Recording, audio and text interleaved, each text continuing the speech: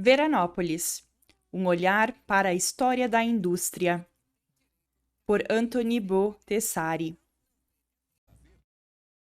A história de Veranópolis também se expressa em seu significativo patrimônio industrial, composto pela trajetória das indústrias, pelos espaços das fábricas, pela memória dos trabalhadores e pelos acervos que servem como fonte para narrar e compreender o processo de desenvolvimento local e regional.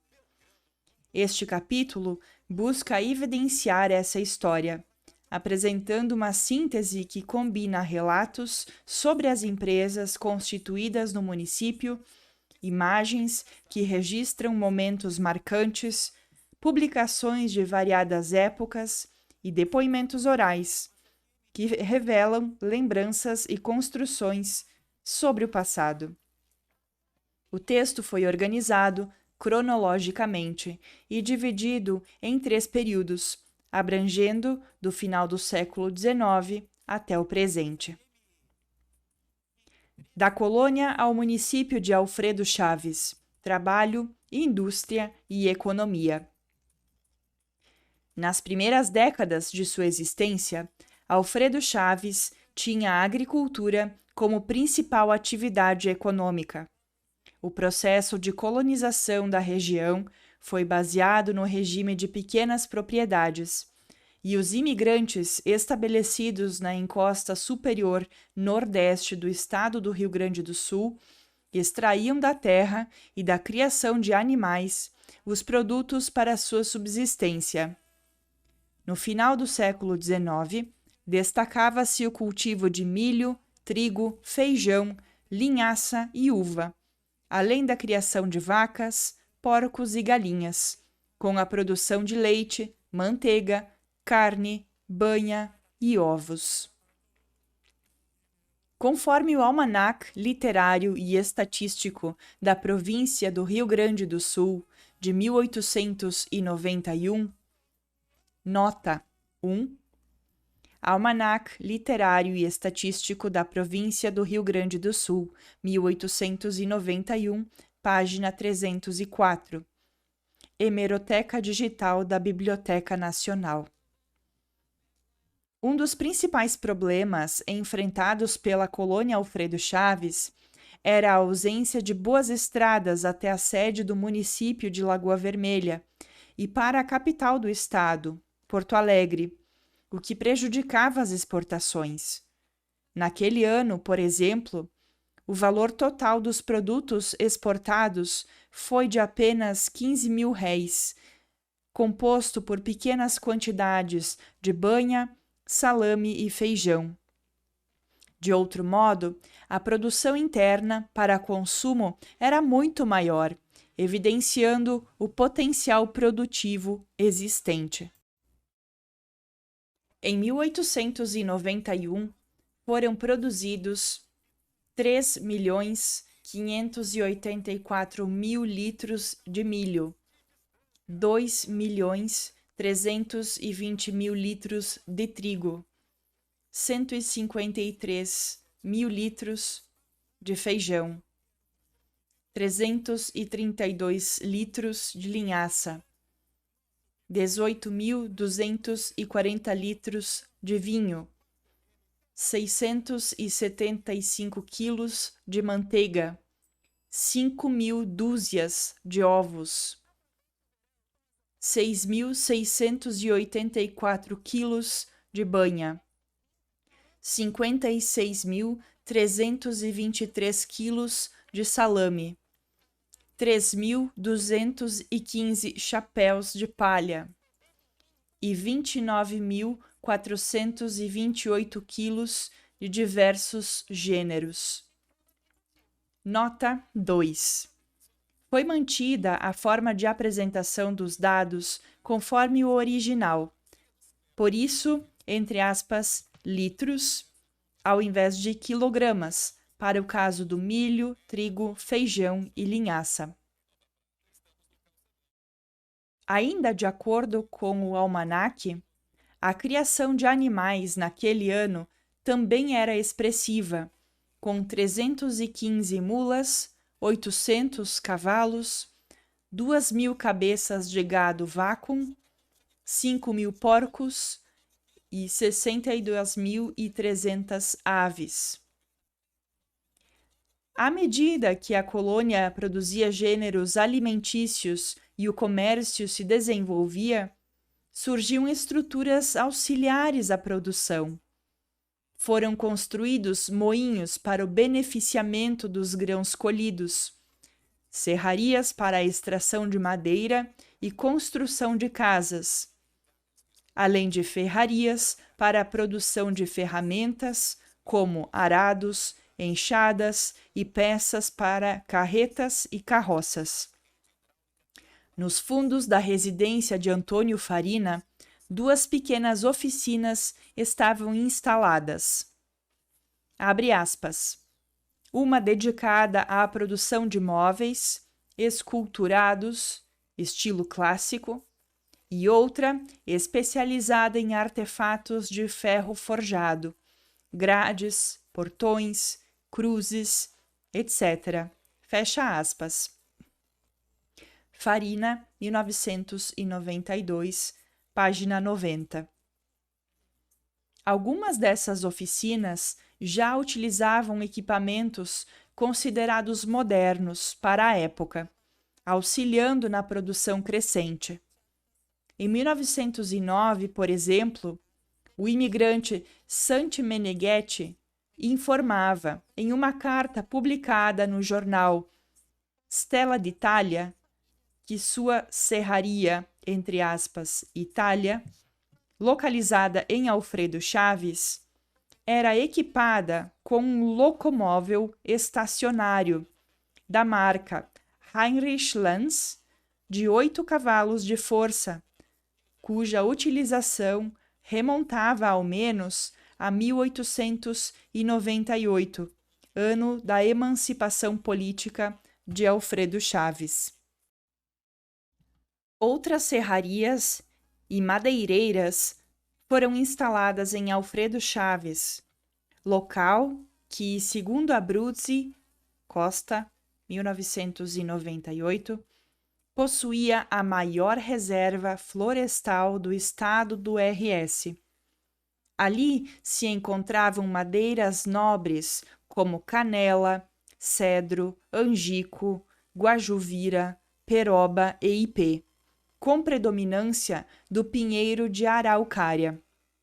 O uso dessas madeiras era principalmente voltado para a construção de casas, depósitos e galpões, bem como para a produção de tabuinhas, entre parênteses, chamadas de scandole, fecha parênteses, que justapostas e enfileiradas eram utilizadas como telhas para coberturas. No início, pouca madeira era exportada devido à dificuldade de escoamento, que dependia dos períodos de cheia do Rio das Antas, além da ausência de boas estradas e meios de transporte motorizados. No período inicial da emancipação, o município experimentou um contínuo crescimento econômico e demográfico. De acordo com o recenseamento de 1901, a população do município era de, abre aspas, 20.120 almas. Fecha aspas. Nota 3. Almanac Literário e Estatístico da Província do Rio Grande do Sul, 1903, página 213. Nos relatórios da Intendência, observa-se a preocupação do poder público municipal em realizar investimentos para a construção e manutenção das estradas vicinais e de ligação com outras cidades. Imagem da Serraria Chiaradia, primeira metade do século XX. Autoria não identificada. Acervo do Monver. Na foto, aparecem 2 homens e uma mulher, em pé, em meio às toras de madeira. Um dos homens segura um bebê nos braços. Um quarto sujeito está à esquerda, montado a cavalo. A foto está em preto e branco. Por exemplo, um relatório apresentado ao Conselho Municipal, nota 4, Municípios de Alfredo Chaves. Relatório apresentado ao Conselho Municipal pelo Intendente João Leivas de Carvalho, Porto Alegre, 1906, página 18 e página 20. Arquivo Público Municipal de Veranópolis. Afirmava que o desenvolvimento do comércio, da indústria e da agricultura dependia principalmente das boas vias de comunicação e que estas não estavam, abre aspas, descuradas na esfera das finanças do Tesouro Municipal. Fecha aspas. No mesmo relatório, entre as principais receitas municipais, destacavam-se justamente as advindas do setor de, abre aspas, indústria e profissões, fecha aspas, categoria que incluía a agricultura, a qual era a principal atividade econômica de Alfredo Chaves na época. As atividades fabris continuavam a ser realizadas em pequenas oficinas, que se multiplicavam e cujos produtos eram cada vez mais expostos em todo o estado. Na Exposição Estadual de 1901, realizada na capital, Porto Alegre, diversos expositores de Alfredo Chaves representaram o município tanto no setor da agricultura quanto na incipiente indústria. A maioria dos expositores foi premiada, dentre eles os seguintes: Antônio Inácio da Silveira expôs amostras de café em grão, recebendo menção honrosa. João Chiomento apresentou amostras de casulos de seda. Giacomo Gridio expôs ferraduras e foi premiado com medalha de bronze. Egídio Farina apresentou um armário guarda-roupa, recebendo medalha de bronze. Giulio Rifosco exibiu farinha de trigo e trigo in natura, sendo premiado com medalha de bronze. Tercílio Casonato apresentou um guarda-roupa preto e foi condecorado com medalha de bronze. Antônio Farina expôs linho e amostras de madeiras, recebendo menções honrosas. Reinhardt, 1901.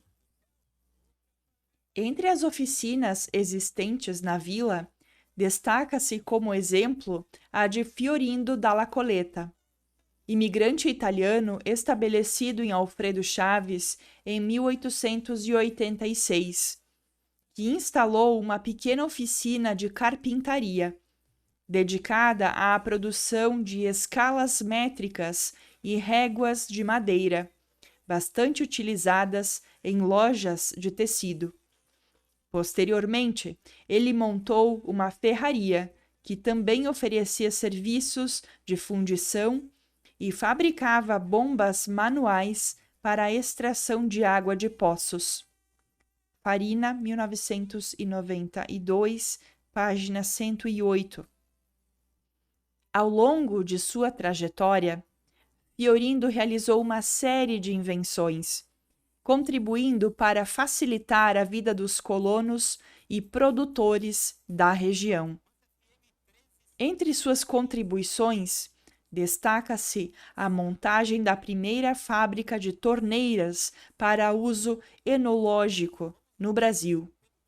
Sua oficina era equipada com maquinário trazido da Europa, para onde viajou em 2 ocasiões. Imagem de Fiorindo Dalla Coletta trabalhando em sua oficina. Alfredo Chaves, 1915. Autoria não identificada. Acervo do Moonver. Na foto, o inventor e um ajudante estão manipulando ferramentas sobre uma bancada de madeira. Na parede, atrás deles, estão dispostos toda a sorte de ferramentas e pedaços de materiais, como madeira, ferro, vidro. A foto está em tons de sépia. Ferrarias voltadas para a produção de instrumentos utilizados na lavoura, como arados, foices, enxadas, machados, picões e picaretas, assim como ferramentas para construtores, como martelos, marrões, marretas, ponteiros e talhadeiras, eram outros tipos de empreendimentos presentes na sede do município e nos distritos. Ao mesmo tempo, em regiões propícias à extração de barro, inúmeras famílias instalaram olarias para a produção de tijolos e telhas. Destaca-se a fábrica da família Secato, na localidade de Linha Aimoré, atualmente Vila Flores, que iniciou suas atividades no princípio do século XX, com a participação de sócios das famílias Zunho, Martini e Grison. Naquele período inicial, a produção de tijolos era ainda artesanal, com o barro amassado com os pés. A olaria Secato manteve suas atividades até o início do século XXI, contando com um considerável parque industrial. Imagem de Reinaldo Lusa, incandescendo metal à brasa na Ferraria Lusa, linha Ernesto Alves, Veranópolis. Foto Parisi. Acervo do Moonver. Na foto, o ferreiro experiente manipula o ferro sobre as brasas, numa estrutura feita de pedras e tijolos, de forma rudimentar. A foto está em preto e branco. Imagem de Abel e Ampílio Afonso, junto à atafona de tração animal da Olaria Afonso, Veranópolis, 1954, aproximadamente. Foto Parisi, acervo privado de Ampílio Afonso. Na foto, aparecem 3 homens trabalhando com o maquinário, o qual é movido por 4 equinos. A foto está em preto e branco. Outra história ligada às origens da indústria em Veranópolis é a fabricação de acordeões, atividade empreendida por Túlio Veronese, imigrante de Vicenza. O ofício era uma tradição familiar que Veronese aprendeu ainda na infância, realizando concertos e montagens do instrumento. Por volta de 1900, foi fundada a empresa Túlio Veronese e Filho, fabricantes de gaitas, cuja especialidade era a fabricação de acordeões de escala cromática, com teclado de botões. Além do filho, Túlio contava com a ajuda de seu irmão, Ricciere Veronese. Nota 5. Museu Municipal de Veranópolis, acervo Acordeões Veronese, S.A. No início da década de 1910, o município de Alfredo Chaves contava com 25.053 habitantes, sendo 8.900 residentes na sede, e os demais distribuídos pelos outros 4 distritos dentro dos limites municipais. Os dados populacionais encontram-se em um relatório da Intendência Municipal, datado de 1911, que também traz um levantamento referente às profissões existentes naquele período. Nota 6. Municípios de Alfredo Chaves, Relatório apresentado ao Conselho Municipal pelo Intendente Aquiles Taurino de Rezende. Porto Alegre, 1911, página 18 a página 20. Arquivo Público Municipal de Veranópolis. Destacam-se algumas ocupações relacionadas ao tema da economia.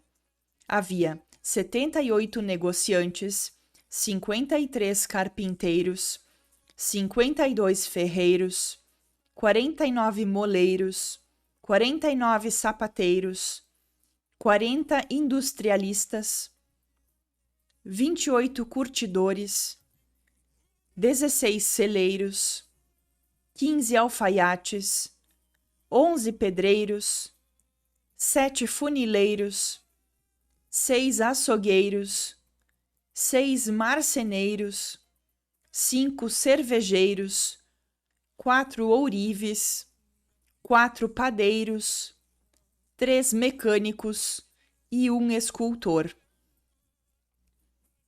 Entre as demais ocupações, a de agricultor era a mais numerosa, pois a agricultura empregava, de alguma forma, quase todos, inclusive os próprios profissionais antes listados, além de mulheres e filhos.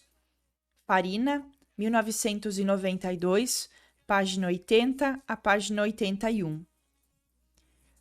Um acontecimento marcante nos primeiros anos da década de 1910 foi a instalação da usina hidrelétrica, comemorada festivamente e motivo de orgulho para as autoridades e os moradores locais, por ter ocorrido antes mesmo de Caxias do Sul, a principal ex-colônia das 5 criadas no período imperial.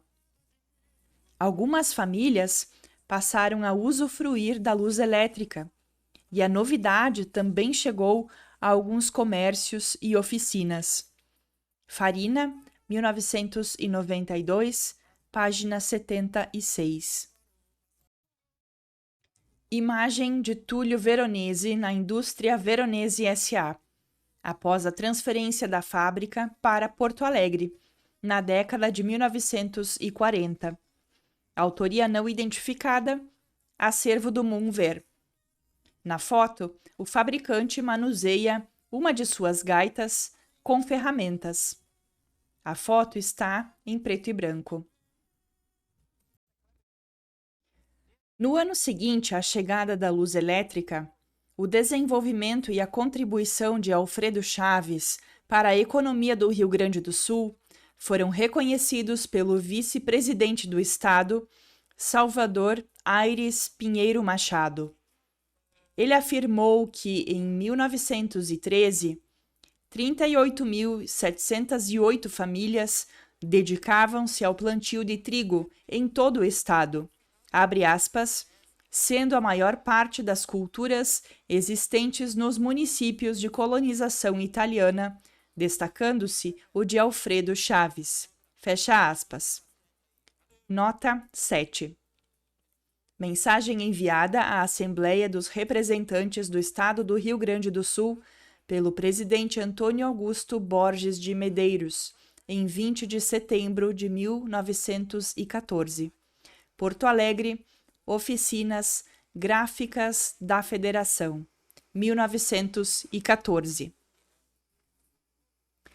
Nesse período, surgiu também no município a União Comercial de Alfredo Chaves, entidade criada em 1916, voltada à defesa dos interesses dos comerciantes e industrialistas locais.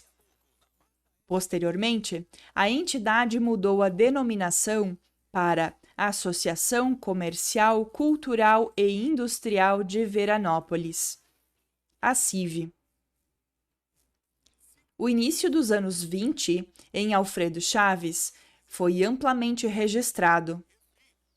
Pelo menos 3 publicações de caráter comemorativo e propagandístico se dedicaram a ilustrar e difundir dados do desenvolvimento econômico do município.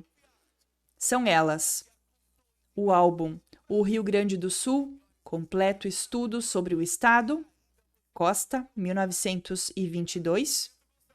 A Revista Máscara, número comemorativo ao centenário da independência do Brasil, nota 8. Revista Máscara, número especial comemorativo ao centenário da independência do Brasil, Rio Grande do Sul, 1822-1922. Número 19, Porto Alegre, 1922.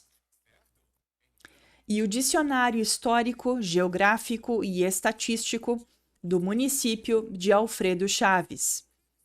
Indicador comercial e profissional. Pimentel, 1923. Nota 9. Trata-se da reedição da obra publicada em 1923, sob a organização da Pozenato Arte e Cultura, 1987.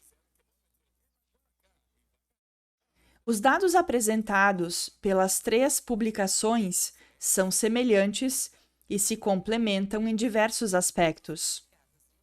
No álbum O Rio Grande do Sul, Completo Estudo sobre o Estado, Costa, 1922, há um capítulo inteiramente dedicado a Alfredo Chaves, no qual se explica que o desenvolvimento do município estava determinantemente ligado à origem de seus moradores e às suas atividades econômicas. Entre os dados apresentados, o álbum traz que, abre aspas, a principal riqueza, fecha aspas, do município seguia sendo a agricultura, com ênfase na cultura da uva e na produção de vinho.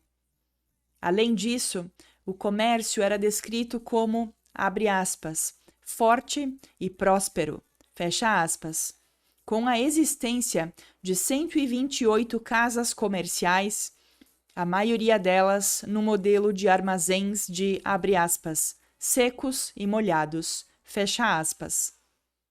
No ramo fabril, a indústria da madeira passava a despontar, e a publicação afirma que uma das maiores riquezas do município de Alfredo Chaves é a florestal. Das matas do município sai toda a madeira de lei necessária às construções da localidade, bem como milhares de metros cúbicos para exportação, anualmente. Costa, 1922, página 462. A indústria de produtos suínos e laticínios e a erva mate de Sistema Barbacoa também contribuíram para a economia local. Ainda em relação à indústria da madeira, as exportações eram destinadas a centros consumidores do estado, como a capital, Porto Alegre, realizada através do Rio das Antas, principalmente nos períodos de cheia da via fluvial. Cabe reforçar que a fonte citada tem caráter propagandístico e comemorativo, o que pode implicar na supervalorização de alguns aspectos. De qualquer forma, a publicação histórica evidencia o discurso de enaltecimento da economia local, notadamente durante os anos 1920, com um destaque maior para a indústria. O associativismo também já se fazia presente na economia local, contando com ao menos 3 associações no formato de cooperativas. Cooperativa de Alfredo Chaves, Laticínios, Trabalho e Progresso de Monte Vêneto e União das Serrarias. Em uma das imagens que ilustram o capítulo, há um destaque para a fábrica Casarim, Freiner e Companhia, com suas instalações em uma edificação de madeira de 4 pavimentos. Conforme a legenda da publicação, possuem o principal estabelecimento industrial da vila de Alfredo Chaves, fábrica de caramelos, chapéus de palha, bebidas, aguardente, álcool e, entre aspas, Nubian, torrefação e moagem de café. Os seus produtos têm a marca, entre aspas, Cascata, e já foram premiados com 4 medalhas de ouro na exposição estadual. A firma é constituída pelos senhores Baptista e Luiz Casarim, Jacinto, Luiz e Natal Freiner e João Galeassi, sendo sócio-gerente o senhor Luiz Casarim. Com um capital de 300 mil réis, fazem um movimento anual de 800 mil réis. Costa, 1922, página 464. Editado originalmente em 1923, o Dicionário Histórico, Geográfico e Estatístico do município de Alfredo Chaves, indicador comercial e profissional, Pimentel, 1923, 1987, impresso originalmente sob responsabilidade da livraria Selbach, de Porto Alegre, apresenta muitas informações e dados semelhantes aos de publicações equivalentes, com o mesmo tom laudatório.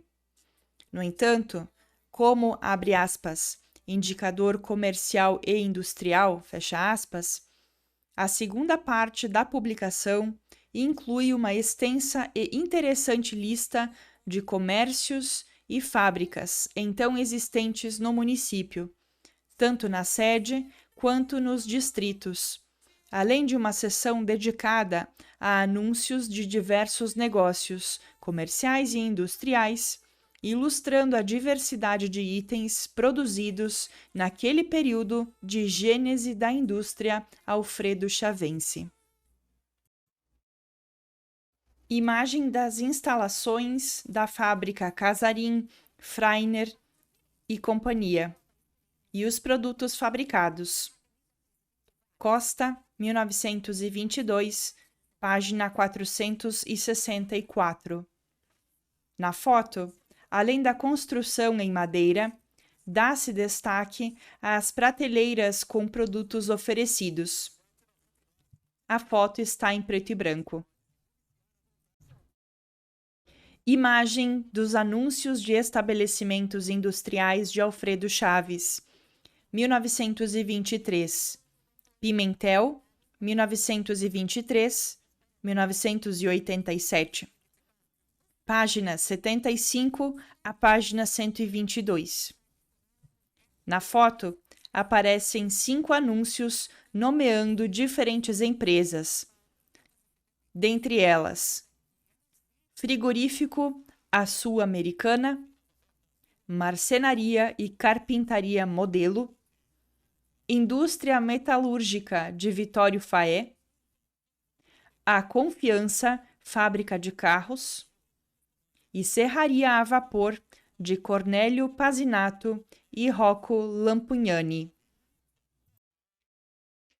Novas fábricas e uma nova Veranópolis. Os anos de 1930 e 1940.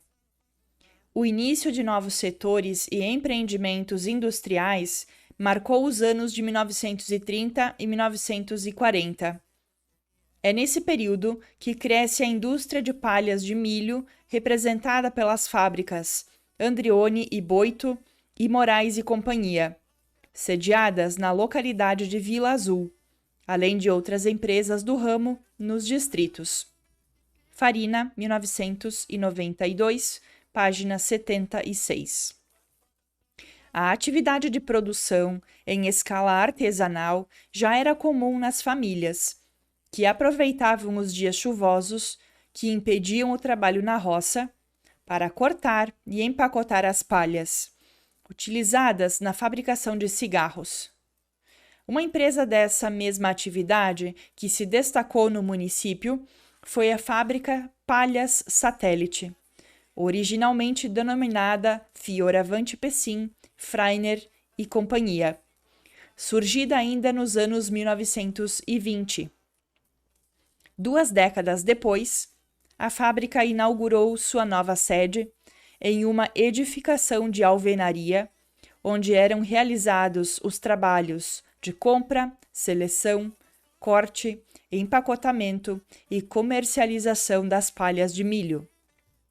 No local, muitas mulheres trabalhavam como forma de complementar a renda familiar. Em notícia publicada no Jornal do Dia, em 18 de agosto de 1947, nota 10, Veranópolis no cenário econômico do Rio Grande do Sul, Jornal do Dia, 18 de agosto de 1947. Hemeroteca Digital da Biblioteca Nacional. A fábrica Palhas Satélite era mencionada como sendo, abre aspas, a maior fábrica de palhas para cigarros existente no município, fecha aspas. Além disso, o periódico ressaltava que os seus produtos gozavam de, abre aspas, extraordinária reputação em todos os estados do Brasil, fecha aspas, e que sua exportação anual era, abre aspas, enorme, contando a fábrica com um grande número de operários empregados na manipulação e beneficiamento. Imagem dos funcionários da fábrica Palhas Satélite Veranópolis, década de 1940, autoria não identificada, acervo do Moonver. Na foto está um grupo de 20 pessoas, provavelmente funcionários, posando em frente à fábrica. A foto está em tons de sépia.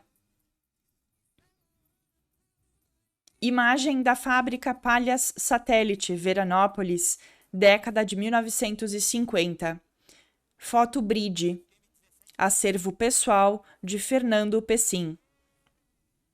Na foto, destaca-se a nova sede da empresa de pelo menos 3 andares, com um veículo de carga em frente à fachada, acompanhado de 3 homens, provavelmente os proprietários. Outra história que evidencia o desenvolvimento industrial do município ocorreu na passagem dos anos 1920 para 1930.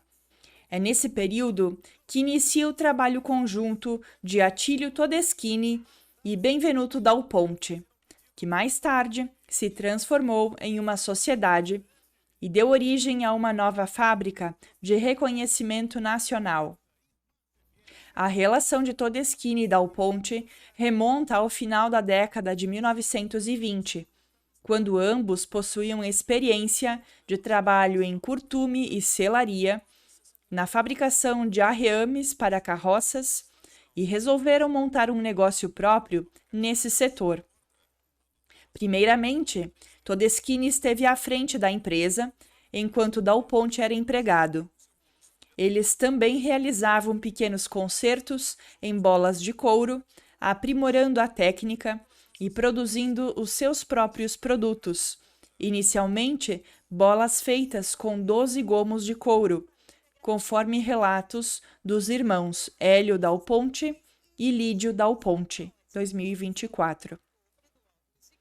Desde meados do século XX até o início do século XXI, a empresa passou por diversas mudanças em sua razão social e na formação societária, tendo períodos de prosperidade e outros de crise. A marca Dal Ponte sempre teve como principais produtos bolas e calçados. Ao longo de sua trajetória industrial, trouxe inovações para o mercado brasileiro, como a bola sem costura, que antes só existia no país mediante importação. Segundo afirmam os irmãos Hélio e Lídio Dal Ponte, filhos de Benvenuto, o processo de fabricação desse produto inovador foi realizado a partir de conhecimentos trazidos do Uruguai, e o novo ciclo produtivo ajudou a empresa a crescer e a alcançar um mercado muito mais amplo a partir dos anos 1970.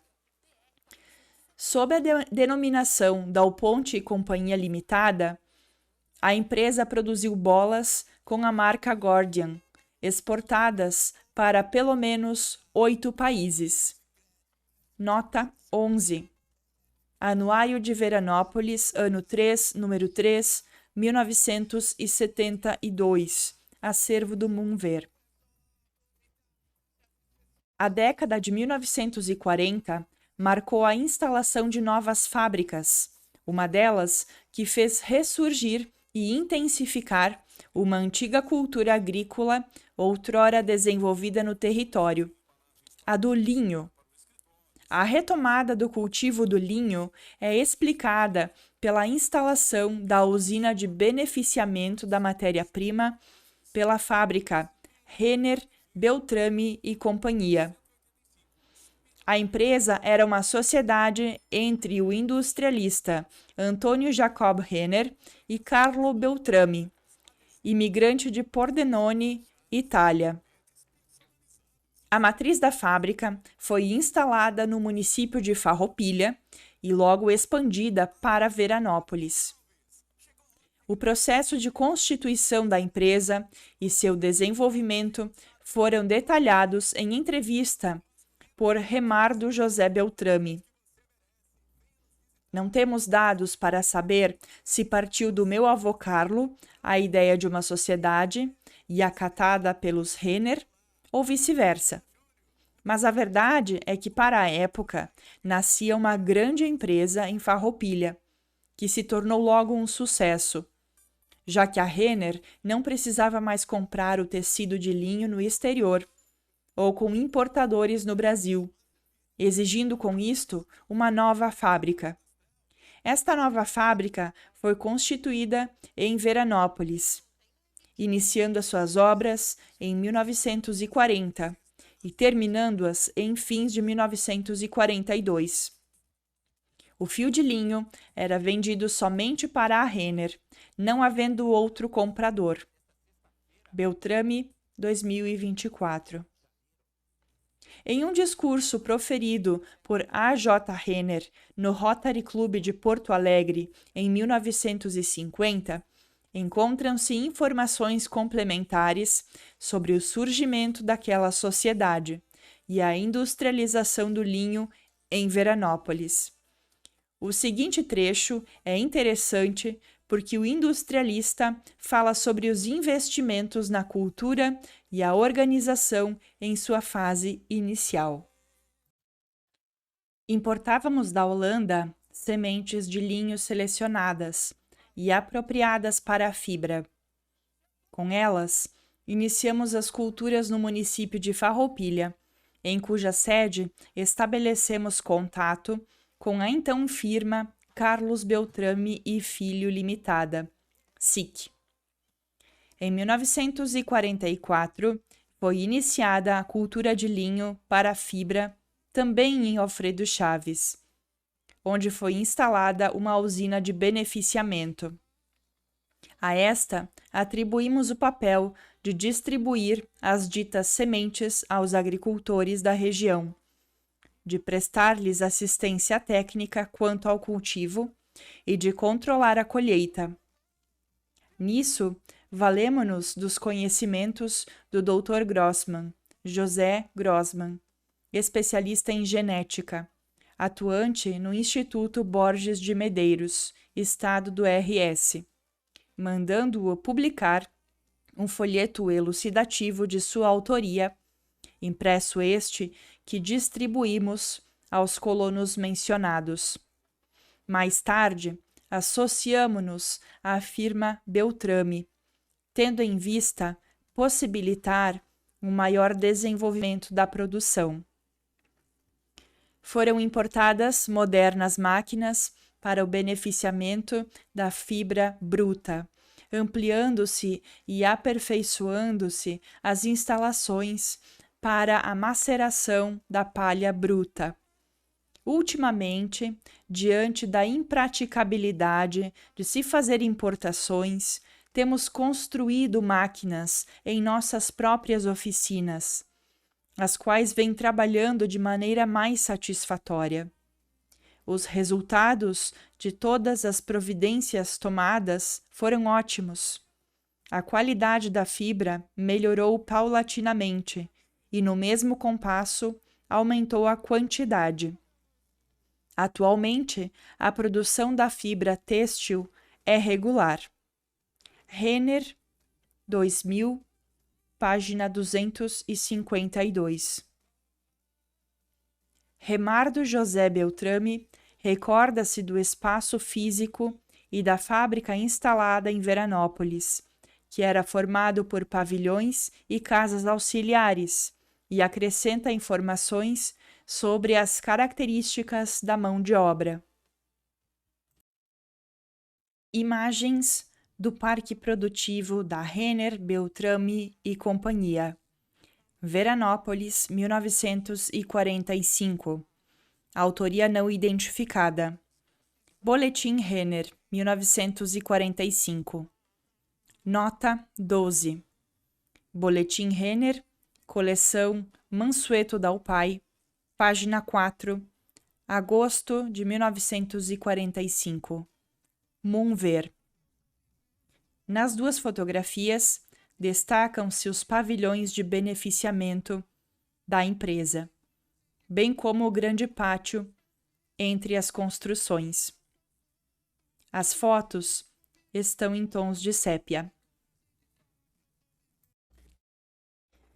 Era composto por um grande depósito, um depósito grande de madeira, a fábrica propriamente dita, o pavilhão de penteação à paz, o pavilhão de geração de energia, um prédio da caldeira, uma cisterna muito grande de concreto, casas dos funcionários, casa do diretor e prédio de estacionamento dos caminhões.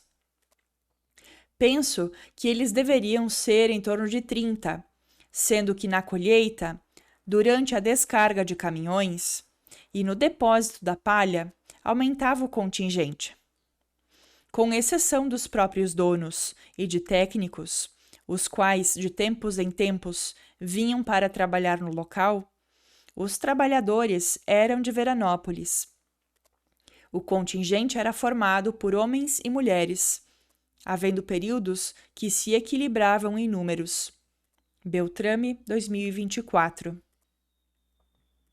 Cerca de 10 anos após sua instalação, em 1954, a fábrica sofreu um incêndio e precisou ser reconstruída.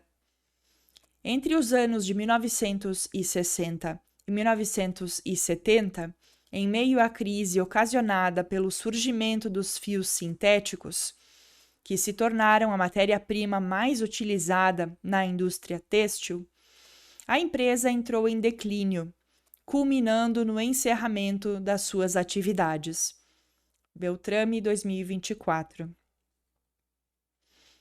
A indústria de bebidas gaseificadas também intensificou suas atividades nesse período, com destaque para a Irmãos Zanettini e Companhia Limitada, que produzia bebidas com a marca Maracanã, e a Ovidio Guzzo e Irmãos, que iniciou produzindo o Guaraná Cacique e, posteriormente, diversificou a linha de bebidas com a marca Guzzo. Fundada em 1948, a empresa Ovidio Guzzo e Irmãos destacou-se por décadas na produção e distribuição no contexto microrregional.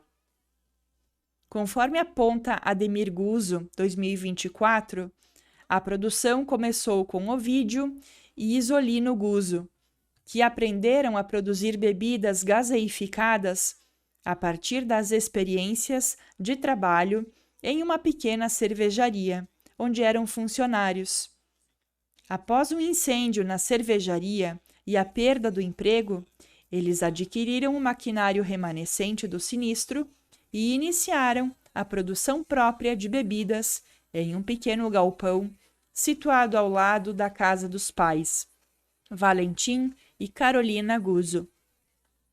A sociedade contava também com os irmãos Noedi, Irani, Hermenegildo e Alcemiro Guzzo.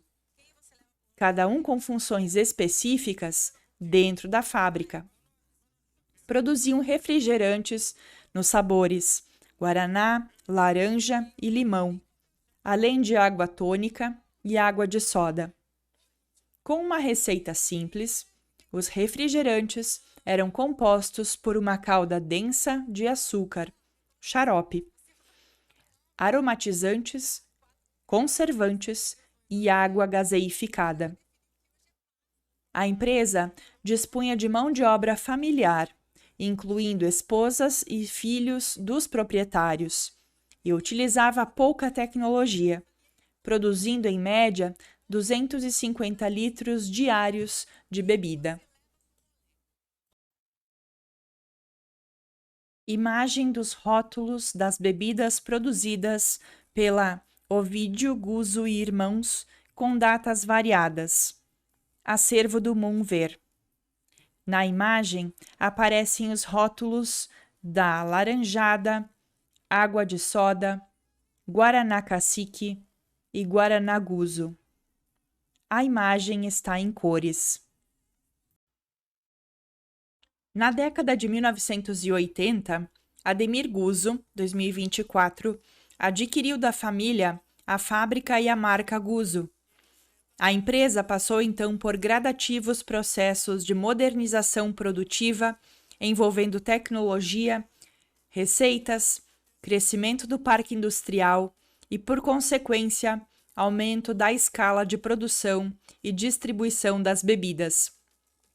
No final da década de 1990, foi lançada a linha de refrigerantes com a marca Top Set, que passou a ser envasada em garrafas PET e distribuídas em todo o território nacional. Um importante empreendimento industrial, também estabelecido nesse período, foi o Curtume Gagliasi e Companhia Limitada, cujo primeiro contrato social data de 10 de janeiro de 1948, tendo como sócios fundadores Orlando, Vitorino, Otília, Nelson e Livino Gagliasi.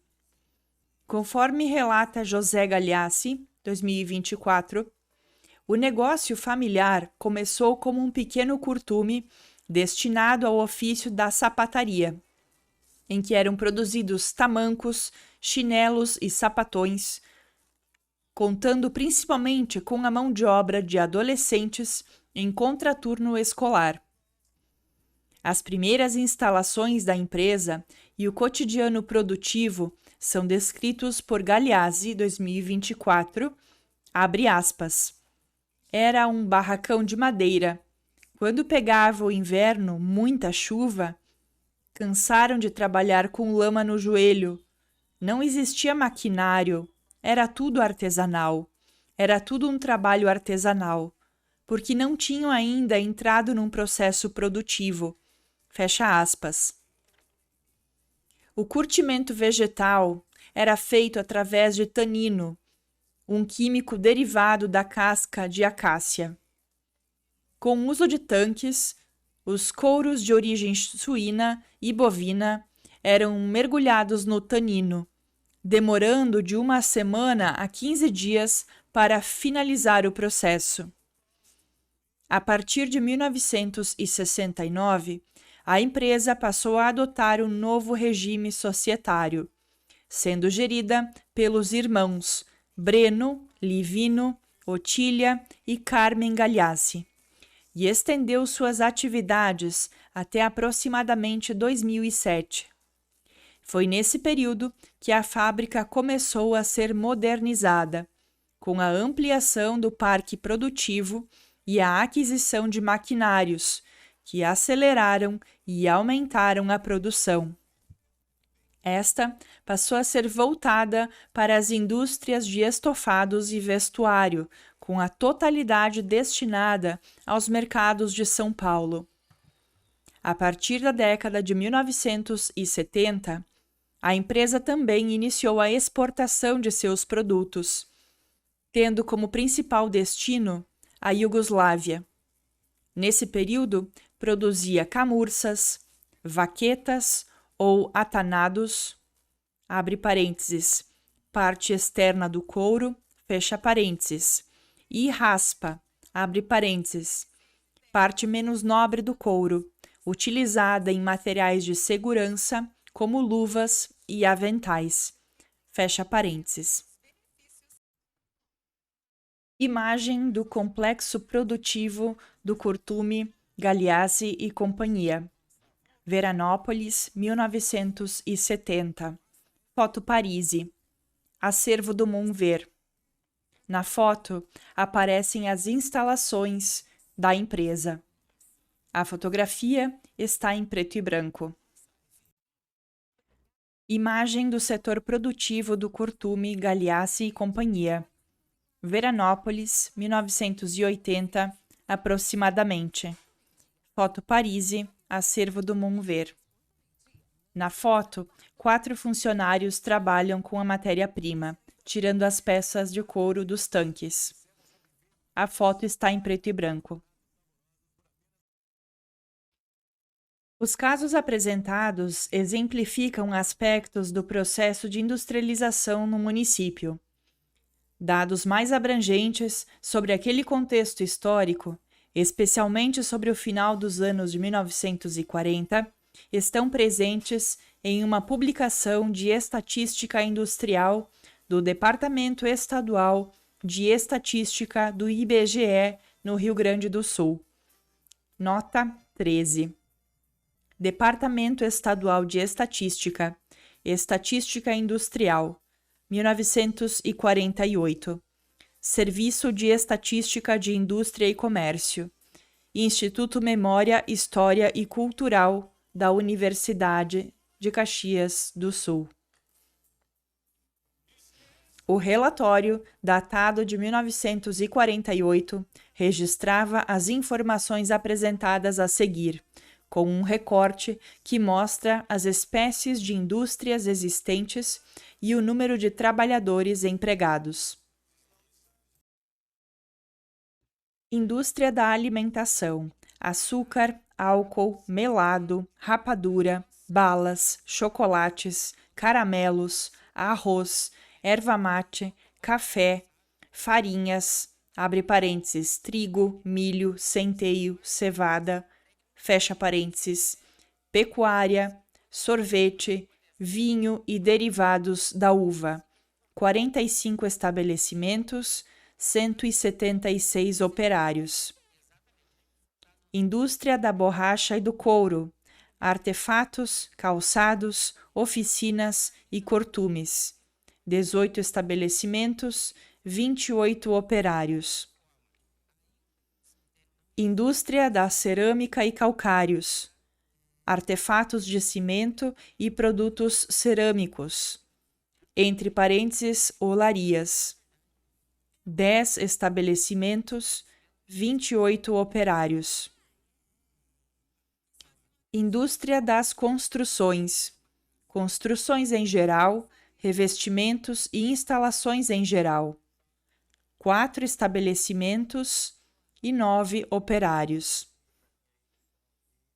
Indústria da energia elétrica, 4 estabelecimentos e 6 operários. Indústria metalúrgica, consertos e afiação, ferrarias, funilarias, máquinas, motores, dínamos e peças acessórias e material bélico. 26 estabelecimentos, 58 operários.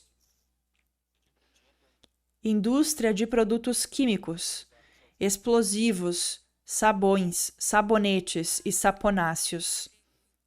2 estabelecimentos, 6 operários. Indústria têxtil, fiação e tecelagem. 1 estabelecimento, não consta número de operários.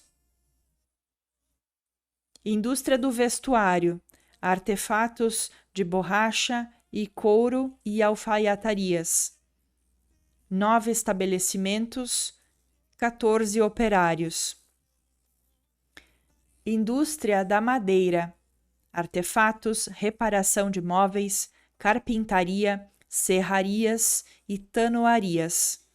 21 estabelecimentos, 38 operários. Indústrias diversas, artefatos de palha, brinquedos, estofarias, pedreiras, fibras vegetais, fotografias, lavanderias, produtos não alimentícios, entre parênteses da pecuária, relojoarias, óticas, tipografias e oficinas gráficas. 17 estabelecimentos, 83 operários. Total, 157 estabelecimentos, 446 operários. Fonte: elaboração do autor, com base no relatório do Departamento Estadual de Estatística de 1948. Os Arcos do Desenvolvimento. A inauguração da ponte sobre o Rio das Antas. Quando visitou a região, em 1913, o emissário italiano Ranieri Venerosi Pesciolini observou que o então município de Alfredo Chaves carecia de uma via de ligação que pudesse atravessar mais facilmente o Vale do Rio das Antas. Em seus escritos, chegou a expor o incômodo que gerou em alguns moradores o gasto da municipalidade com a instalação de energia elétrica um ano antes, em detrimento da construção de uma ponte sobre o rio. Indicava-se justamente como a mais essencial a construção de uma ponte sobre o Rio das Antas, onde este é atravessado pela estrada Buarque de Macedo, a única que serve ao comércio e às comunicações postais do município. Atualmente, Alfredo Chaves fica segregado nas estações chuvosas, sem serviço postal, por semanas inteiras, até que a correnteza do rio permita a travessia em chata. Todas estas considerações repetiam-se na cidade, mas no dia da votação do projeto para a luz elétrica, ninguém teve a coragem de expô-las. Pesciolini, Apud Posenato, 1987, página 8. Apesar disso, a construção de uma ponte sobre o rio permaneceu sendo apenas um desejo. Durante décadas, a única forma de travessia foi pela via fluvial, por intermédio das balsas, o que tornava o percurso demorado e perigoso, muitas vezes também proibitivo, dependendo do clima e dos períodos de elevação das águas. O pesquisador Gilmar Dettoni, 2006, página 42, trata sobre o escoamento da produção da indústria madeireira nesse contexto. Até por volta de 1940, período de forte exploração das araucárias, o procedimento era cruzar de carretas puxadas por ternos de mulas, transportando tábuas até o Rio das Antas, no Paço do Governo. De lá, a mercadoria era transportada por balsas até Porto Alegre. O desenvolvimento da produção e a circulação das riquezas estavam na dependência direta do sistema de transportes e comunicações. A ausência de uma ponte era um fator de estagnação econômica, dificultando o transporte de pessoas e mercadorias para os municípios vizinhos, notadamente Bento Gonçalves e Caxias do Sul, e para o grande mercado consumidor, a capital do estado.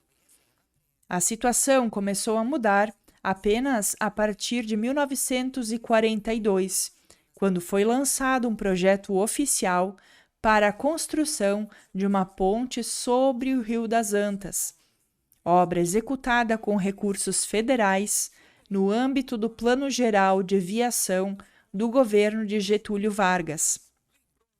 Inaugurada em 1952, uma década após o lançamento do edital para sua construção, a ponte sobre o Rio das Antas recebeu a denominação de Ponte Ernesto Dornelles, em homenagem ao então governador do estado. Com um projeto ousado para a época, uma estrutura em arco único com 186 metros de vão livre sobre o leito do rio, a ponte se tornou um ponto turístico da região e passou a contribuir para a sua economia como fator de desenvolvimento. Imagem da Ponte Ernesto Dornelles, Veranópolis, 1972. Chagas, 1972. Na foto, destaca-se a ponte em arco único sobre o leito do rio. A fotografia está em preto e branco. Poucos anos após a inauguração da Ponte Ernesto Dornelles, um marco para a história industrial do município foi o surgimento da empresa E.R. Amantino, Boito e Companhia. Assim como muitas empresas locais, essa nova fábrica reunia em sociedade um grupo de empresários com a finalidade de iniciar o negócio com bom capital e compartilhando conhecimento técnico. A história do empreendimento começou em 1921 com a fundação da fábrica pelo imigrante italiano e ferreiro João Boito, que havia se estabelecido no município. Entre outros produtos, Boito produzia armas de forma artesanal em sua ferraria e também realizava consertos de instrumentos em sua oficina localizada em Vila Azul. Imagem do pavilhão da fábrica E.R. Amantino, Boito e Companhia. Veranópolis, 1958. Acervo do Mounver. Na foto, está em destaque a sede da empresa e, próximo à entrada, está estacionado um automóvel da época. A fotografia está em preto e branco. João Boito permaneceu à frente da ferraria até 1940, quando seus filhos Arduino e Ricardo assumiram a empresa e formaram sociedade com Isidoro Dallagnol e Fiorello Farenzena. Em 1955, a sociedade foi ampliada, contando com a participação de Elias Ruas Amantino, um ex-empreiteiro do 1º Batalhão Ferroviário que havia se mudado para Veranópolis para executar trabalhos de construção de túneis na região. Com interesse por armas para caça, Amantino encomendou uma espingarda na oficina dos Boito.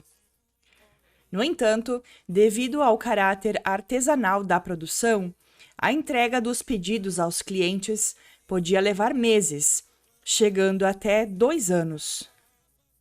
Amantino, então, propôs uma sociedade com os Boito, tornando-se sócio majoritário com a finalidade de ampliar e intensificar a produção em nível industrial. Nos primeiros tempos, a fábrica contava com 8 funcionários e a área de produção foi instalada em um pavilhão de madeira, conforme recorda Lino Farenzena, 2024. O pavilhão, nós trabalhamos construindo ele, inclusive plantar os postes de luz para puxar a luz, que não tinha. Eu e o Ivo Gasparim, que foi o segundo empregado. Era uma casinha de madeira. No primeiro tempo, era pouca gente. Nós estava em 4, 5 que trabalhava lá. Era uma mesa cada um fazia a sua parte. Só tinha arma de um cano. Depois de 2 anos, começaram a fazer a paralela. Aí foi o Lídio Lusa que começou a fazer aquela. Com o crescimento da empresa, a fábrica logo introduziu inovações no mercado brasileiro e latino-americano. Uma delas, em 1962, com o lançamento da primeira espingarda com 2 canos paralelos, e outra 10 anos depois, com a primeira espingarda de canos sobrepostos. As exportações iniciaram em 1965. Ao longo dos anos, o grupo criou filiais, como a Microvera, fundada em 1977, hoje denominada ER Amantino e Companhia Limitada. Além de armas esportivas, seu produto inicial, a empresa hoje atende também aos segmentos de implementos agrícolas e rodoviários, máquinas têxteis e para calçados, válvulas e conexões, entre outros. Boito 2024. A empresa continua sob administração familiar, sendo liderada por Manuel Dallagnol Ruas Amantino, 2024, filho do fundador Elias Ruas Amantino, com sua neta, Manuela Baldissera Amantino, 2024, como gerente financeira. Na atualidade, cerca de 400 funcionários trabalham nas empresas do grupo. Alguns ex-funcionários que passaram pela fábrica abriram suas próprias empresas na cidade, com a indústria de ER Amantino funcionando como uma espécie de escola para sua aprendizagem. O ano de 1976 marca o surgimento da empresa Ildo Parisi e Companhia Limitada. A história dessa indústria está ligada às soluções inventadas pelo empresário que a denomina. Ainda na década de 1960, Ildo Parisi desenvolveu adaptações para instrumentos de trabalho utilizados diariamente pelos agricultores da região. Entre suas principais criações, destacam-se uma motosserra de uso vertical para manejo florestal e uma enxada rotativa movida a motor estacionário. Esta última gerou grande interesse em outro industrialista estabelecido no município, Elias Ruas Amantino, que contratou Parisi para trabalhar em sua fábrica. Imagem de trabalhadores na produção da fábrica ER Amantino, Boito e Companhia. Veranópolis, década de 1970. Foto Parisi, acervo do Monver. Na foto, 2 funcionários manipulam peças de armas. Ao centro e à direita encontram-se as espingardas prontas.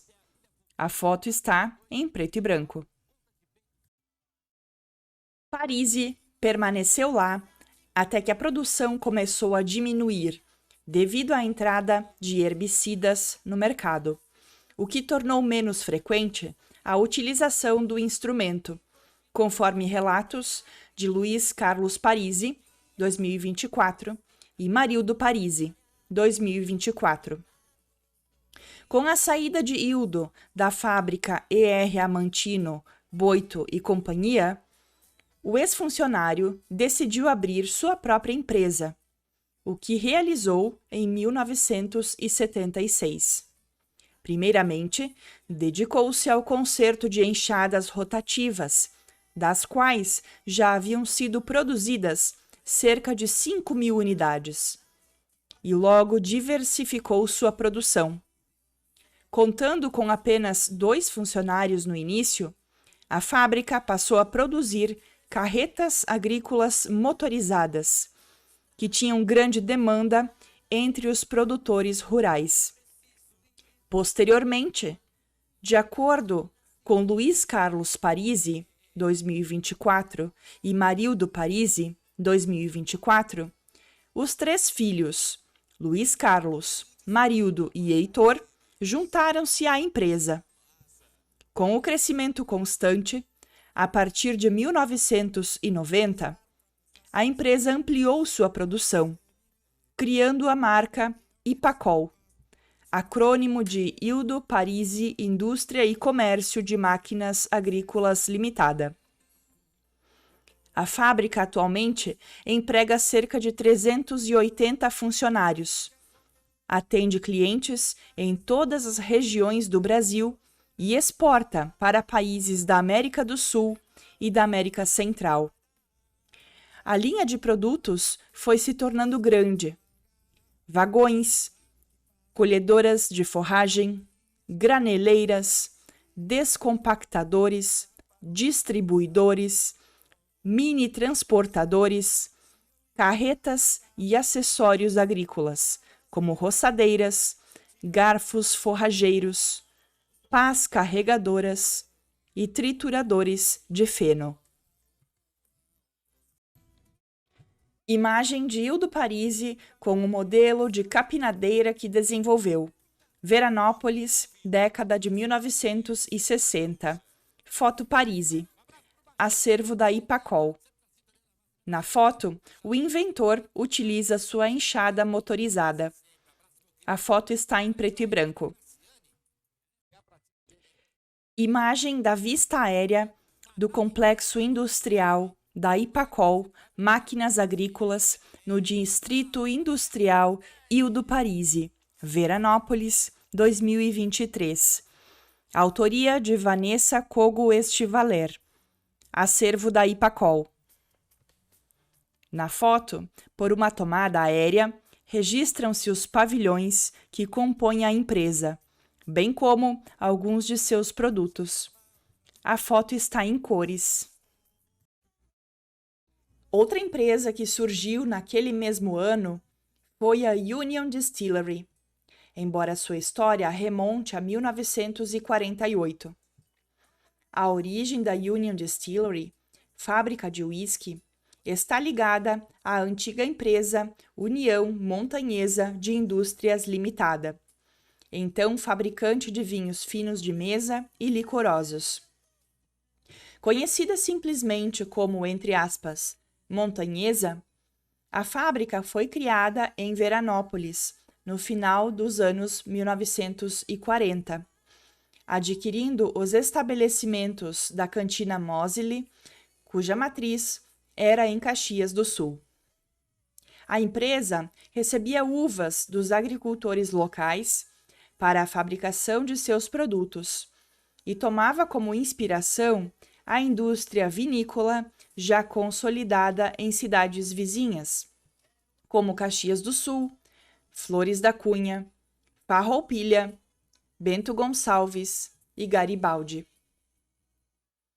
Em uma comunicação de 1948 aos viticultores veranenses, a cooperativa conclamava: a União Montanhesa de Indústrias Limitada, surgida para dar a sua cooperação em prol da vitivinicultura, pede e conta com o indispensável apoio dos agricultores e espera que o início das suas atividades signifique mais um passo na senda do labor e do progresso de Veranópolis.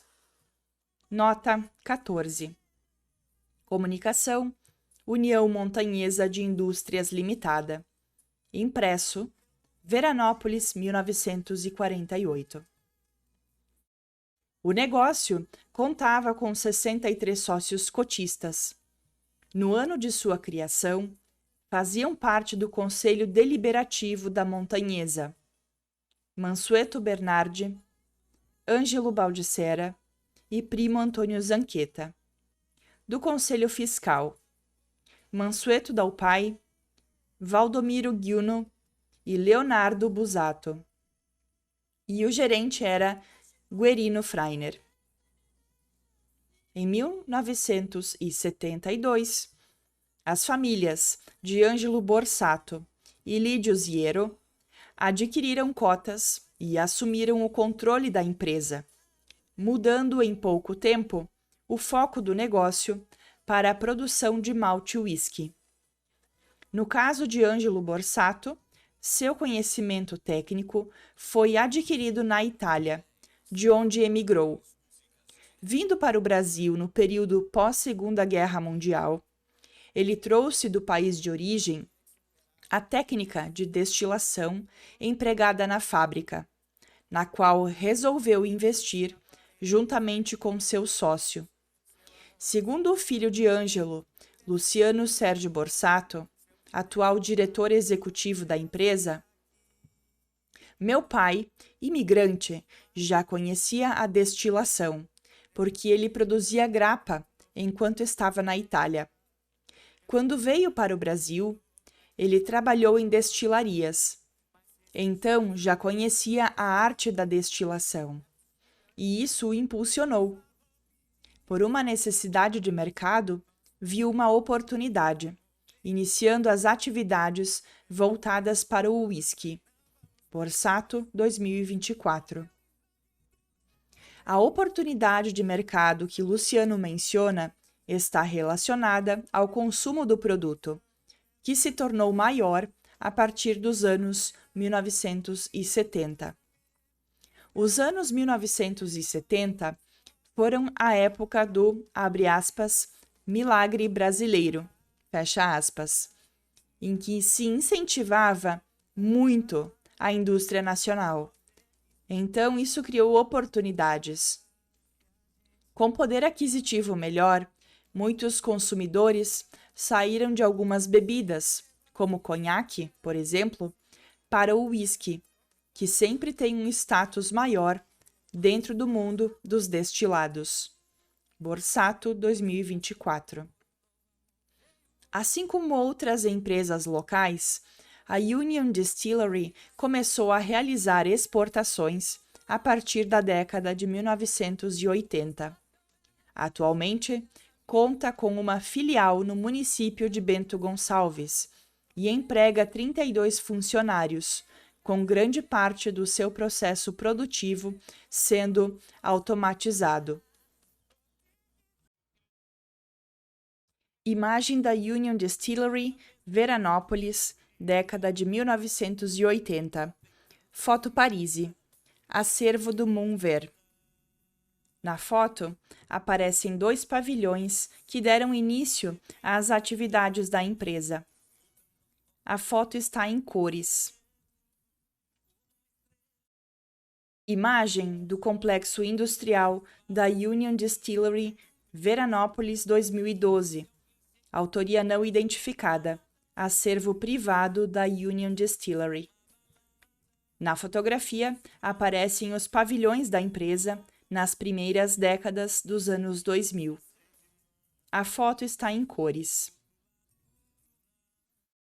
Imagem do setor de destilaria da Union Distillery, Veranópolis, 2003. Autoria não identificada. Acervo privado da Union Distillery. Na foto, aparecem os barris em metal que fazem o processo de destilação. A foto está em cores. Um relatório de 1977, nota 15, Índices componentes do potencial econômico do Parque Industrial dos Municípios da Região Colonial Italiana, 1972-1977. Veranópolis, 1977. Acervo do Museu Municipal de Veranópolis. Sobre a composição industrial de Veranópolis, listava as principais empresas da época, organizadas por setores.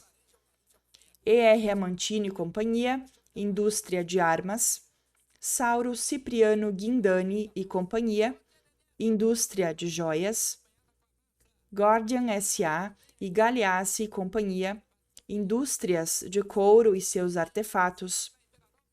Marcenaria Marsul, Esquadrias Ardo, Madeireira José Ambrusi, Esquadrias Veranense, Gelleri e Companhia, J. Grando, Antônio Davi Farina, Ambrusi, Sacchini e Companhia, Indústrias de Madeira e seus artefatos. Union Distillery, Cooperativa Agrícola Alfredo Chavense e Antônio C. Marçom.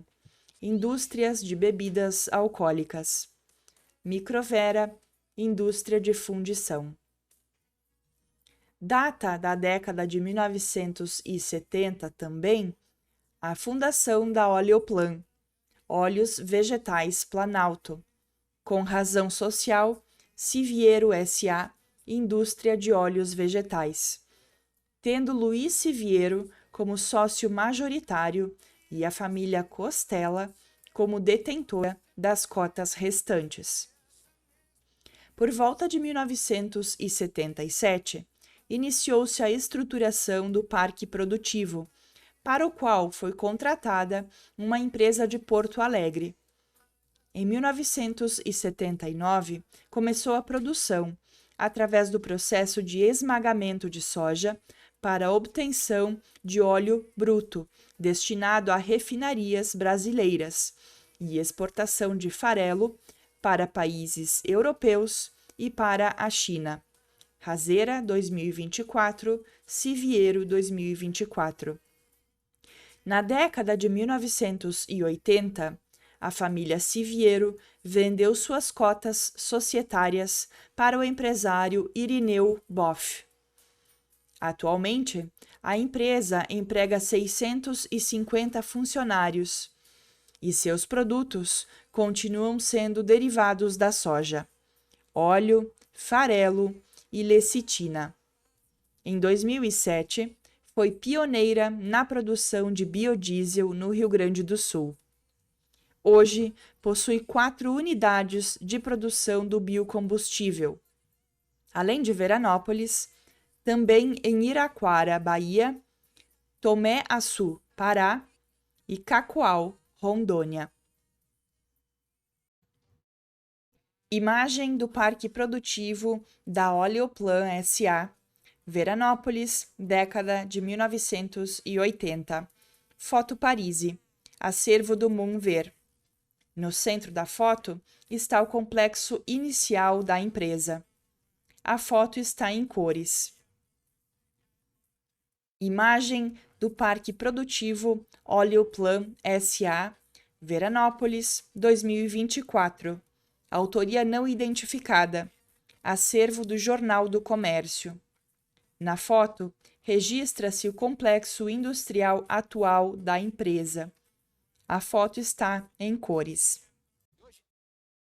Um relatório da Prefeitura Municipal de Veranópolis, do período de 1977 a 1983, enaltecia que o município tinha uma economia forte e equilibrada. O documento levava em consideração a contribuição de 3 setores para o resultado econômico local: agricultura, comércio e serviços e indústria.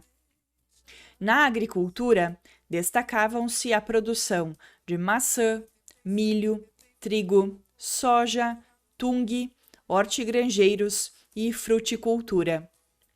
No comércio, o município somava 252 unidades e 666 empresas de prestação de serviços. Na indústria, havia 240 fábricas em funcionamento, com produção em diversos setores: artigos esportivos e de couro, armas de caça, malte whisky, vinho, esquadrias de madeira e metal, cerâmicas, calçados, óleo vegetal, móveis, couros, joias, confecções e componentes musicais. Nota 16. Prefeitura Municipal de Veranópolis. Relatório da Administração, Gestão Perufo, 1977 a 1983. Acervo do Arquivo Público Municipal de Veranópolis. Foi nesse contexto econômico que surgiu, em 1983, a Valdir Rigo M.E. A fábrica foi iniciada no porão da residência dos proprietários, o casal Francisca Mazzarolo e Valdir Rigo. Ele era responsável pelo desenvolvimento e produção, enquanto ela cuidava de toda a parte administrativa da empresa. Com um torno e uma serra, produziam peças para bicicletas e itens de uso doméstico, como varais e prendedores de roupas. A partir de suas relações com empresários do setor moveleiro, sobretudo de Bento Gonçalves e Caxias do Sul, Valdir Rigo foi incentivado a produzir sistemas com rodízios para abertura de móveis, tornando-se um pioneiro no desenvolvimento de sistemas deslizantes no Brasil. Atualmente, a empresa conta com 486 funcionários e está organizada como Grupo Rometal, que se divide em Rometal Sistemas e Rometal Alumínio, onde são produzidos perfis de alumínio para móveis. Conforme entrevistas realizadas com Francisca Mazzarolo Rigo, 2024, e Amanda Azevedo Rigo, 2024, os produtos são distribuídos em todo o território nacional e exportados para 15 países, principalmente na América Latina e na América do Norte. Imagem do Grupo Rometal. Unidade Sistemas, Veranópolis. Autoria não identificada. Acervo do Grupo Rometal. Na foto, destaca-se a fachada da empresa. A foto está em cores. Imagem do setor produtivo de injeção plástica, junto ao Grupo Rometal. Unidade Sistemas, Veranópolis. Autoria não identificada. Acervo do Grupo Rometal. Na foto, por uma tomada aérea, registram-se as estações de trabalho da fábrica. A foto está em cores. Nos anos 1990, surgiram novas ações voltadas para a indústria no âmbito municipal, além de novos empreendimentos da iniciativa privada. Em 1997, foi criado o Distrito Industrial, por meio da Lei Municipal número 3.495, de 30 de dezembro de 1997. Nota 17. Lei Municipal número 3.495, de 30 de dezembro de 1997. Arquivo Público Municipal de Veranópolis. Constituindo-se em uma área planejada e organizada pela administração municipal, com infraestrutura destinada à instalação de indústrias de micro, pequeno, médio e grande porte. Em 2011, passou a ser denominado Distrito Industrial Ildo Parisi, em homenagem ao fundador da Ipacol Máquinas Agrícolas Limitada. Atualmente, o distrito abriga empresas atuantes nos setores metalo-mecânico, vestuário, alimentício, moveleiro, estofados e construção civil. Nota 18. Informações repassadas pela Secretaria Municipal de Indústria e Comércio. Imagem da vista aérea do Distrito Industrial Ildo Parisi, Veranópolis, 2023. Autoria de William Signorini. Acervo da Comunidade Vila Azul. Na foto, aparecem os pavilhões das empresas situadas no Distrito Industrial. Foto em cores. Nesse contexto, inicia-se a história da metalúrgica Golden Arts, MGA, em 1991, com a iniciativa do empresário Dirceu Tedesco, em sociedade com Leonel Rigo. Ex-funcionário do grupo ER Amantino, Dirceu viu a necessidade de empreender em um negócio próprio e aplicou seu conhecimento sobre o mercado de válvulas, percebendo uma significativa demanda por qualidade na entrega. Assim, surgiu o primeiro produto da MGA: alavancas para válvulas, fabricadas para atender principalmente clientes de São Paulo. Em poucos anos, a lista de produtos aumentou, passando a incluir não apenas alavancas, mas todas as peças que atualmente compõem as válvulas com a marca MGA. Em menos de uma década, a empresa foi responsável por introduzir inovações no mercado brasileiro e alcançar grande produtividade, conforme registrou Dirceu Tedesco, 2024, em entrevista. No início dos anos 2000, conseguimos trazer uma fábrica de Teflon para o Brasil, o que era algo inovador. Só se produzia isso lá fora. Hoje, somos um dos pioneiros na produção de vedações em PTFE, politetrafluoretileno, que é um dos mais nobres plásticos industriais. E há uns 15 anos, montamos a nossa própria microfusão, que hoje é uma das maiores do Brasil. Inclusive, estamos ampliando uma das nossas fábricas. Estamos produzindo 300 toneladas de microfundido por mês. Imagem da unidade matriz da MGA no bairro Renovação, Veranópolis, 2024. Autoria não identificada. Acervo da MGA. Na foto, destaca-se a fachada da empresa.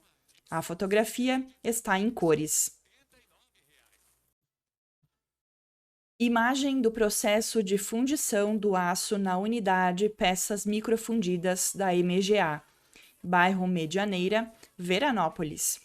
Autoria não identificada. Acervo da MGA. Na foto, um colaborador, completamente equipado de EPIs, trabalha o aço escaldante. Foto em cores. A partir de seu trabalho, a empresa, que hoje conta com mais de 500 funcionários, expandiu o negócio para outros centros e, atualmente, possui não apenas as 4 fábricas em Veranópolis, mas também unidades nos estados de São Paulo e Ceará. Conta ainda com parceiros em revendas distribuídas pelo Brasil e na América Latina. Segundo o Tedesco, a MGA é uma das maiores empresas em fabricação de válvulas no país e, desde 2015, faz parte do Kits Group, um grupo internacional de origem japonesa que é o terceiro maior fabricante no seu ramo de atuação no mundo. Também na área da metalurgia e particularmente no ramo de fundição de precisão, encontra-se instalada no município a empresa Global Microfusão, fundada em 2011 e composta pelos sócios Amarildo Benetti, Vitor Hugo Jeremia e Claudiomiro Kropolski. Com experiências diversas, os 3 uniram conhecimentos técnicos em diferentes áreas, que vão da produção ao comercial, e montaram a fábrica que atua com o processo de fundição por cera perdida de aço carbono, aço inoxidável e aços de alta liga. Conforme a explicação da própria empresa, o processo aplicado não serve somente para a fabricação de micropeças, entre parênteses, ou peças pequenas, mas também para a fabricação de peças de dimensões muito justas, ou seja, com variações ou tolerâncias dimensionais muito precisas. Nesse sistema, a Global Microfusão entrega aos clientes desenvolvimento de peças, usinagem de componentes, montagem de conjuntos, confecção de moldes, tratamento térmico, acabamento superficial, processos, dispositivos e ligas especiais. Trata-se de uma empresa jovem, com apenas 13 anos de atuação no mercado, mas que já alcançou a certificação ISO 9001-2008, estando instalada em uma área construída de 2.000 metros quadrados. Além disso, possui uma carteira de clientes diversificada, atendendo setores como montadoras de ônibus, indústria farmacêutica, equipamentos hospitalares e médicos, máquinas para bebidas, empresas do ramo agrícola, entre outros. Em sua trajetória, assim como ocorre com tantas empresas existentes no município, muitas com décadas de atividades, reflete-se a história da indústria em Veranópolis. Conforme dados recentes da Prefeitura Municipal de Veranópolis, a indústria possui um papel de importância e protagonismo no município. A economia local está percentualmente dividida da seguinte forma: indústria de transformação, 69,43%, produção e extração animal e vegetal, 9,64%, comércio varejista, 8,67%, comércio atacadista, 5,47%, indústria de beneficiamento, 1,05%, indústria extrativa mineral, 0,01%, indústria de montagem, 0,01%. No percurso histórico apresentado, procurou-se evidenciar a trajetória do setor produtivo, da indústria e de empresas que exemplificam o desenvolvimento econômico local. As fontes consultadas na pesquisa demonstram que ainda há muito a ser analisado sobre o tema, como o papel e a atuação das entidades de classe e sindicais no município, a relação da indústria local com a economia do Estado e do país, o papel do poder público e de outros agentes na subvenção ao desenvolvimento local, a educação profissional voltada à indústria e a história da indústria, pelo viés da memória dos trabalhadores, entre outros aspectos.